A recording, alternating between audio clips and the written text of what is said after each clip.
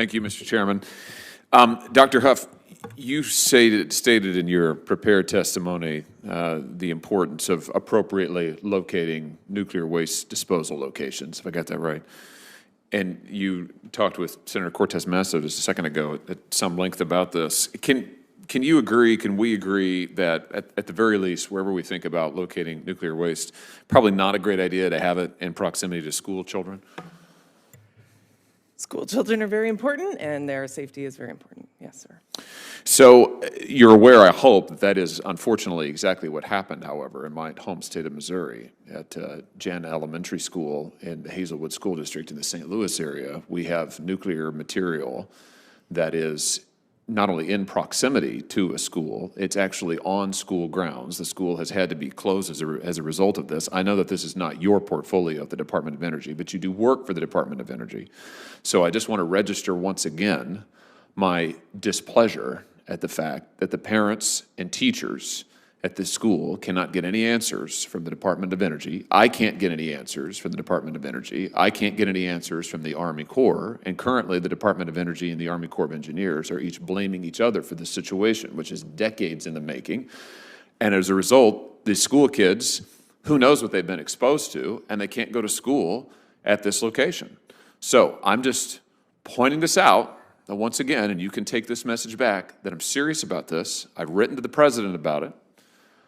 I need him to get his administration into line. I don't care whose jurisdiction is what, this, that, or the other. I want this fixed for these school kids. And until we get some answers here, and frankly, some justice for these school kids, I'm going to hold every nomination to the Department of Energy. And I've done this before. We've been down this road before, and I will do it as long as it takes. I want to be on the record. I want to be crystal clear about this. I will do this as long as it takes until we get some fidelity for what happened to these school kids. And just because these kids and their parents are not big-time donors doesn't mean that they can be ignored. And frankly, I'm pretty mad about it. And I'm tired of getting the runaround, and I'm even more mad that they've gotten the runaround for years. So that's just, you can take that message back and say that Senator Hawley was not in a good mood. Let's talk a little bit about China, if we could. Just give me a sense, Dr. Huff, how reliant, to your knowledge, are U.S. nuclear power producers on Chinese suppliers, whether that's for the reactors themselves or for components? What's your sense of this? Yeah, so it's increasing certainly in the context of components as you think about the amount of supply chain capability that China has. Their ability to supply components for nuclear reactors is increasing over time, but it is pretty limited actually in terms of the fuel, and it's actually possible that Mr. Dominguez might be better at describing this in terms of his own company. But go ahead, Mr. Dominguez, weigh in on this if you would. I think Dr. Huff said it right. It's compared to Russia, relatively minor piece of the supply puzzle. I speak principally for our company. Look, we're going to buy from everyone, and we have bought from everyone historically, certainly before this geopolitical event, just from a risk management perspective. So we've got a toe in the water in a lot of places, but China is a very small thing. Let me come back to you, Doctor, if I could. What steps is DOE taking to move our nuclear energy supply chains out of China so that we don't have any reliance on them?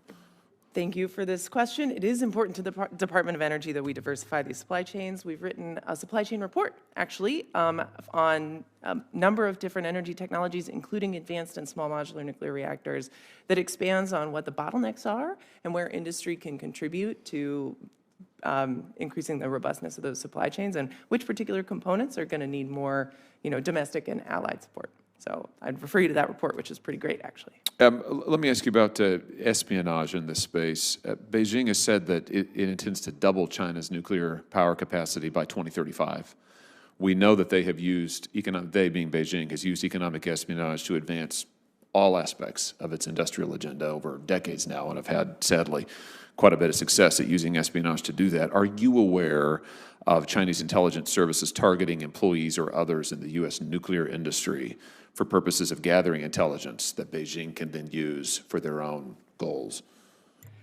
Thank you, Senator. I take classified information very seriously, and I would sort of refer you to our intelligence colleagues in a maybe more classified setting for some of this specific information, but I will say the following, that it is certainly the case that the United States has indicted one Chinese company in relation to this a couple years ago. Great. Well, my time's expired. I've got a couple more questions for you along these lines for the record, and I'll get them to you there. Thank you, Mr. Thanks for watching, everybody. Make sure to hit that subscribe button. Turn on your notifications so every time I put out a video, you can know about it. It'll come up in your feed. Hit that like button if you liked it. And be positive. Peace.